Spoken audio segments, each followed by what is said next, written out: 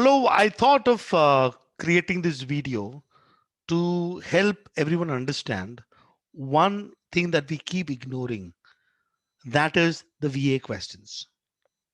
If you want to boost your VRC score in the CAT, it has got VA and RC, and there is something that we need to understand. There is VA, and that is important. Let me explain this. I will also pick a four solved example from the recently held mock CAT of Career Launcher. I'll use that to help you understand that it is actually crackable. When you look at the CAT score distribution, this is the 2020 VRC section score distribution, and you look at the percentile rank versus the scale score. Let's say that you are struggling today to even get something like, let's say, at the 90th, 95th percentile. So let's say even if you look at where the 95th percentile rank lies, that is about 33 marks, and which also you can see in this table here, which is mentioned 33 marks. What is 33 marks? 33 mark is 11 questions. We want to get the 99th percentile. That is what about 14 questions net correct. Now you may not have the exact same distribution when it comes to the mock CAT. You may not have the same distribution in 2021, but it would be what, plus or minus 2 questions, right? Probably not minus 2 questions, likely to be plus 2 questions, doesn't matter. But let's take this as an idea. Is it possible to get me here? And if you, even if you look at your mock test that you're taking, if you get net 11 questions correct in the mock test that you're taking, then you'll see that you have got a reasonably high good percentile rank. Please do understand that percentile rank of the mock test is based on the students who have taken the test. So from a CAT perspective, if you can hit at least the range of 11 to 14 questions net correct, you know that you are in a good place. And of course, if you want to do higher, then you need to get more number of questions correct. Now, in that context, let's look at VA and RC. Now, CAT 2021, it's also going to be a 40 minutes paper. Let's assume that the distribution of CAT 2021 is going to be similar to that of CAT 2020. Let's start with an assumption. It's a fair assumption to make. So you've got VA questions, you've got RC questions. Last year in the RC, there are 4 passages with 18 questions. And if you look at VA, there are 8 questions. Let's now assume that we can get out of these 8 questions, 4 questions correct. Let's take that. And I would want to ask you, how much are you getting in these VA questions? Out of the 8 questions, how many do you get correct? For that matter, how many even try to solve these questions? In some cases, we just look at paragraph jumble question, odd sentence question, assume that is not going to work out for me. I'm just going to randomly mark some option and then move on because there's no negative marking. But how many of you seriously looked at those VA question and say that I can get 4 questions correct, maybe 5 questions correct? If I'm super awesome, then on a good day, maybe you get 6 questions correct. Let's, for the time being, let's say get 4 questions correct. And like I told you, in the 95th percentile is to hit about 11 questions correct. Now, then what is that you need from reading comprehension is to get 7 questions out of the 18 questions. Why is it difficult? The reason why we end up in a situation that we are in, because we only care about reading comprehension. Every time you're just fighting with reading comprehension, reading comprehension, reading comprehension. The VA is sitting and saying, chillax, VA is chilling. The reading comprehension is like, wait a minute, look at VA, look at VA. You're like, no, VA, I'm going to be with you. You've got VA questions, which is chilling. Now, to help you understand, I picked up questions from the recently held CL mock CAT 7. Right? I picked up just 4 questions, 2 paragraph jumble question and 2 odd sentence question. Now, assuming that paragraph summary you can manage, let's take, if in those 4 questions of paragraph jumble, 2 questions of paragraph jumble, there were actually 3 questions of paragraph jumble. I picked up the 2 questions of paragraph jumble. The one there people had maximum trouble. Those 2 questions are 2 odd sentence questions. Let's see. Let's start with this question number 1. You can pause the video, solve it yourself, and see if you can get an order.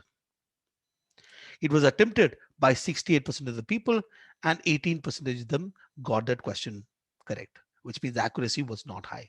First of all, 30% decided I'm not even going to touch it. It is a type in the answer question. There was no negative marking. You can randomly put some number. No, I will not even do that. Yes, there's a chance of 1 in 24 chance of getting that one correct, but I've not even marked it. Doesn't matter. So any paragraph jumble question, please understand this one simple thing. So so any author who writes, actually let me go here and uh, write it on this blank screen, is that when you look at an author, uh, who who the author has a particular reason as to why the author wrote the article that the author wrote. Obviously, author is keeping certain audience in mind. The reason could be that author wants to explain certain things to the audience. The reason could be the author wants to persuade the audience, or reason could be the author wants to entertain or the audience, or reason could be the author wants to inform certain things to the audience. But author will have a certain purpose, and author also has an idea that the author wants to communicate. And to ensure that the idea is communicated thoroughly, properly, author decides to structure the communication by creating multiple paragraphs in the articles. You can think about this as well. For example, if let's say if I ask you a question, should work experience be made compulsory for MBA? You would have a position, yes or a no. Then let's say that, well, give me your arguments. Then you'll decide, okay, let me structure this. Let me start by saying that work experience should not be made compulsory. Let me give reason number one. Let me give reason number two. Let me give reason number three. Let me give a summary or a concluding paragraph. That is probably your structure. And therefore, in each paragraph, there are called multiple sentences. Now, each sentence has got a different role to play. One of those sentences in every single paragraph would be the main point of that particular paragraph. One paragraph, one idea. New paragraph, new idea. And other sentences within that paragraph is supporting that particular controlling idea of that particular paragraph. Now, the controlling sentence could be anywhere, but then you actually see that each of these controlling idea here, controlling idea here, controlling idea, controlling idea. You connect all this controlling idea together, you will see what the author is talking about. And if you connect, take out all the controlling idea together, one of them would be the controlling idea of the entire paragraph, and the rest of the sort of controlling ideas will support that main controlling idea of the entire passage. Now, this particular part, ladies and gentlemen, is reading comprehension. Individual paragraph, ladies and gentlemen, is your paragraph questions. You've got paragraph summary questions. You've got odd sentence question. You've got paragraph jumble questions. What are these actually looking at? What is paragraph summary asking you? What is that controlling idea of that particular paragraph? What is odd sentence asking you? Which of the following does not belong to that particular paragraph? It could probably belong to a different paragraph, but not in this particular paragraph. This paragraph, we are talking about this one specific aspect. What is paragraph jumble? How is those ideas logically created? What is the coherence of those ideas? What is the development of those ideas? How this idea has been developed? So all these three things in one sense is about your ability to comprehend, understand a particular paragraph. And what is passage? Your ability to understand multiple paragraphs. So that's what it is. So there is that one core skills of comprehension which you see in the CAT VARC section. So there is no way I could stand and say that look, paragraph jumble is difficult for me, Orson is difficult for me, but this is difficult for me. There is this one basic skill set. Now, let's go back and look at this question and understand what is a logical flow. So when it comes to paragraph jumble, the most important thing that you have to look at, what is a logical flow of idea? What is a logical development of ideas? You could look at keywords, especially the words that get repeated. For example, I can see Dante as a word that gets repeated. For example, this particular word, God, I can't see anywhere else. So that as an idea is not getting repeated. But if a word gets repeated, then that helps us. Okay, which sentence did the word, what was a sort of a starting point of that particular keyword in the conversation? That helps to order the whole thing. And the third would be the signal words. This could be pronouns and words like such, all those things. For example, you see this word, which is he, that signals something. This ambition, which ambition, those are signals. that can help you order everything. But at the end of the day, what you have to follow is a logical flow of ideas. So let's start with this particular paragraph. Let's start the scale of this ambition. There is some ambition, so we need to, whatever comes before this, but we can suggest that there will be some ambition probably discussed earlier. The scale of this ambition partly explains why he wrote his three-part narrative journey through hell, inferno, purgatory, purgatorio, and paradiso in Italian for a mass audience, not just the Latin reading literati. Somebody wrote something. This is explaining why he wrote something. That is because of a certain ambition that he had. So he wrote something. Sentence number two, Dante. So that'll be that person that we had under discussion. That's that he takes you somewhere you didn't previously know, because his epic verse is a self-conscious response to a shifting consciousness with which, in many ways, particularly when it comes to meaning, we are still wrestling. Because his epic verse, something that he wrote. So that as an idea is actually repeating that he wrote something. And here I think that you can actually see sentence number two explaining what he wrote slightly further. Let's look at three. He realized that the cosmic vision of an era in which everything was taken to be connected to the supreme reality called God was being challenged. And he didn't seek to reject it, to restore it, but to remake it. Couple of things. There was something that he realized, and he wanted to remake it. Probably that is the ambition that we've been talked about. Dante was born in a time of troubling transition. I was early in recognizing that our age was a problem. So you actually look at this one here, you can see he is recognizing certain things. He's realizing certain things. And then here you can actually see that he has wrote certain things. He recognized and then he wrote. So you can get this sense that these two sentences, 3 and 4, is about what he realized. The sentence number 1 and 2 is what is the outcome once he realized certain things. So now we can easily understand the logical flow here. The conversation starts with 4, goes to 3. So he was born, he recognized certain thing, and that is explained further. And also then he didn't seek to reject it, but he wanted to do something about it. He wanted to remake it. And that is the ambition that Platy explained why he wrote something. And you can actually see that this is how the connection is going. And what is wrote something is already explained there. 4, 3, 1, 2, logical flow. The next paragraph jumble a question. You can pause the video, solve it yourself and check. And here at least 42% of the people got the question correct, yet only 2/3 even attempted the question, even marked something there. Doesn't make sense. So let's read this one. Sentence number 1 says, the animal's tendency for living in groups minimizes the group's collective exposure to the external elements such as cold or predators. So there is a certain tendency that have the animal, which means probably that this is already been discussed somewhere else. So that's why the article the is mentioned. Okay, probably that animal tendency for living in group minimizes a certain things, the group collective exposure to these things. Okay. Animals that flock, school, huddle, hive, pack, or aggregate tend to form tight-knit groups to protect the members nestled within. I immediately see, okay, so we have got animals what tend to aggregate, form a group, and protect members nestled within. And then you can actually see sentence number 1 is explaining that. So this protecting the member nestled within is being explained, the group collective exposure to the external elements such as cold or predator. A little more explanation to what is mentioned number 2. You look at number 3 and number 4, you can actually see in number 3 and number 4 the conversation moves to talk about certain ants, fire ants.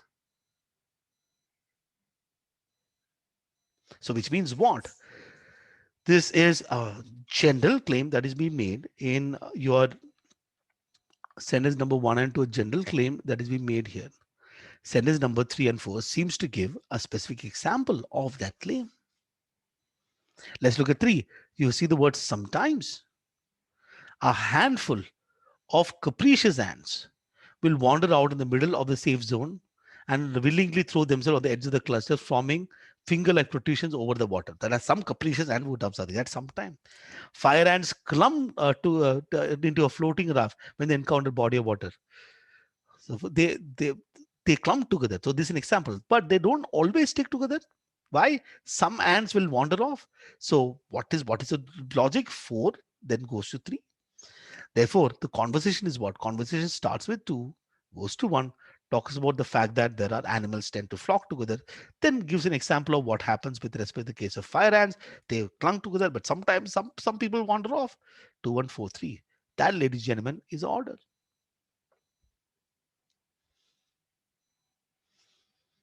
Odd sentence question. Pause the video and try and solve this. What is an odd sentence? A sentence, I think this is a problem that people have is you just look at words. You just don't look at what. Look at the logical idea, right? Every paragraph has got one particular idea. It can be on the same topic. The conversation is not going to end in one paragraph. The author is going to move on, develop using multiple paragraph. So in that particular paragraph, there'll be that one controlling idea that is being discussed, and other controlling idea does not have a role in that particular paragraph. That, ladies and gentlemen, is what you need to find out. Let's read this one. Start by saying thus. Interesting. The work was not copied or circulated for many years until shortly after the middle of the 16th century. It was found by the famous Florentine philologist Vincenzio Borghini, who found that the only extant witness of Sacchitti's novella, and given its poor conditions, prompted its transcription by some professional scribes into 2 subsequent sessions. Okay, so a few things. This sentence talking about the work was not copied or circulated until the 16th century. When you have this date, it is interesting to note these dates.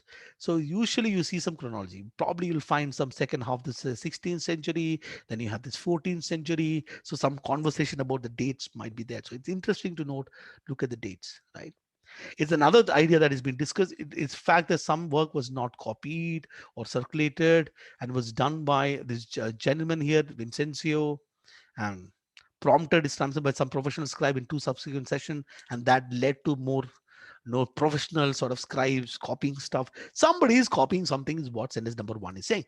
Now it is probably possible that sentence number 1 don't have any role in this particular paragraph, but I'm just saying that if sentence number 1 has a role, that role is to talk about a little more detail about when the copying sort of happened.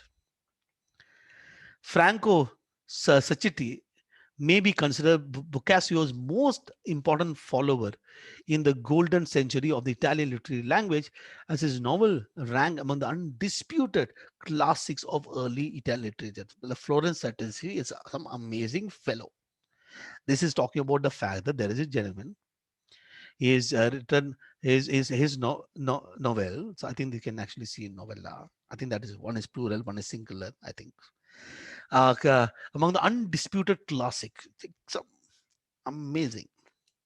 However, with no extant autograph witness, their test must be reconstruction from manuscript copied almost 2 centuries later in the second half of the 16th century, which means that we have to reconstruct one the text that is copied. Okay.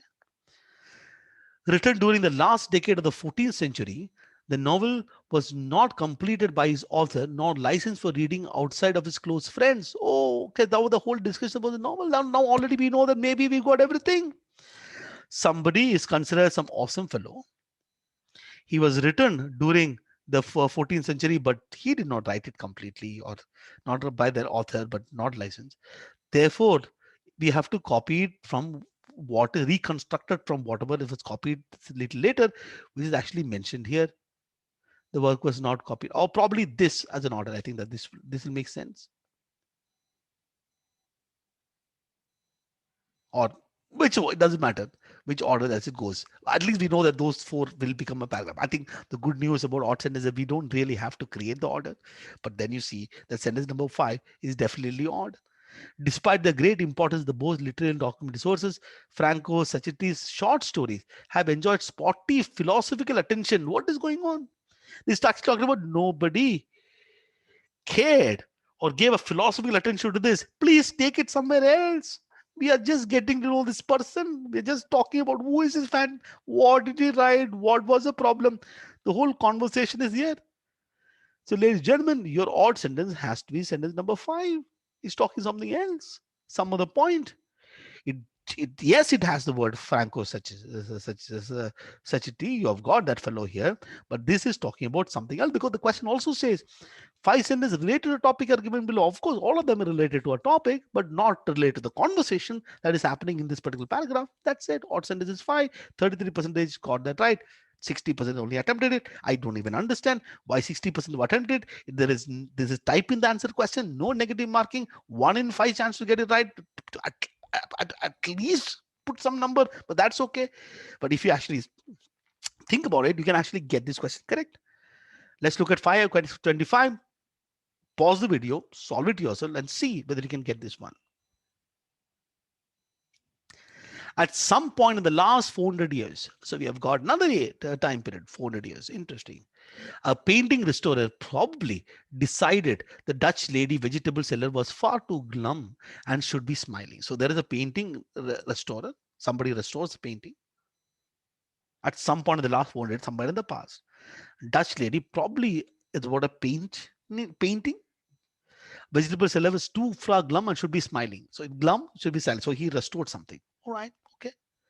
So very specific.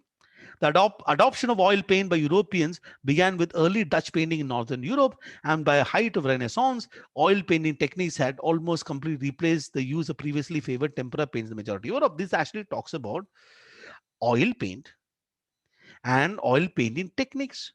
Sentence number 2 is talking about oil painting techniques. Sentence number 1 is talking about a painting restorer did something. So this 1 and 2 itself is looking too far away. Let's see. Sentence number 3. English Heritage revealed the results on Friday. Something happening now. A 2-year conservation project to reveal the true glory of a mysterious unsigned painting that has been in stories for more than 60 years.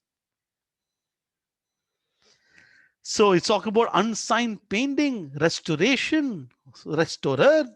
Okay. Let's look at 4. The restoration work was not only reveals a rogue addition of an upturned smile. Look at smile. There's a smile should be smiling. It's an upturned smile, but also a jarring strip of dirty sky added to make the canvas quiet. What you can say? Look at what work did you do? Now it has been put right, and she's once again enigmatic. I know. It actually starts, it pops out. Sentence number 2 is popping out and saying that what is going on. I know logically, probably the sentence conversation start with them at some point in the last 400 years. Somebody did some shoddy work. Okay, now it has been restored. Enigmatic. It has been revealed by who has done it. English Heritage revealed it. What is sentence number 2 doing in this conversation? Why do we need that? Why do we need talking about oil painting techniques? Why? What is the role of 2? Does it add value to the conversation in any way, any shape? Does it explain something? Does it give an example to the conversation? Does it explain the example given there? What is the role of 2? What is 2 doing? Nothing. Every other sentence has a role to play. There you have it. Those are the 4 questions, ladies and gentlemen. You tell me, we could have got that question correct. We could have nailed that particular question. All 4 of them. It is possible. Now, what we need, of course, is to understand that it's possible to get VA questions correct, understand, and then invest time in developing the skill. Obviously, the skill will not happen one day, but we still have time before the CAT happens. So what we can actually do is invest the time in developing that particular skill. So here is what I would want you guys to do. Number 1, the first problem that we have is that we don't look at the mock test at all. We don't. That is a first bloody problem. Because we assume that what is mock test? Please understand, mock test gives you every week. Let's say there's a mock test gives you questions for you to practice. So when let's say, for example, take the topic test, or let's say you from a book you solve a question. You are actually solving a question and then learning from the question. Why don't you treat the mock like that? If you've got VARC, there are, let's say, 4 reading comprehension passages and 8 paragraph jumble questions. DLR, you've got what? So 5 sets.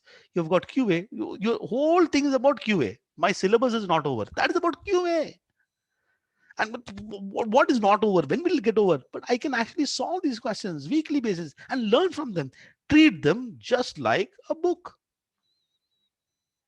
And we focus too much on the percentile rank. We too focus on the too much on the question. We just don't see that these are simply question that is given to me. I'm going to solve it. It's like a book. I'm going to solve it. I'm going to learn from it. It's just that I'm taking like a test first. It makes sense. I will try it myself. Then I check it. Treat your mock ads.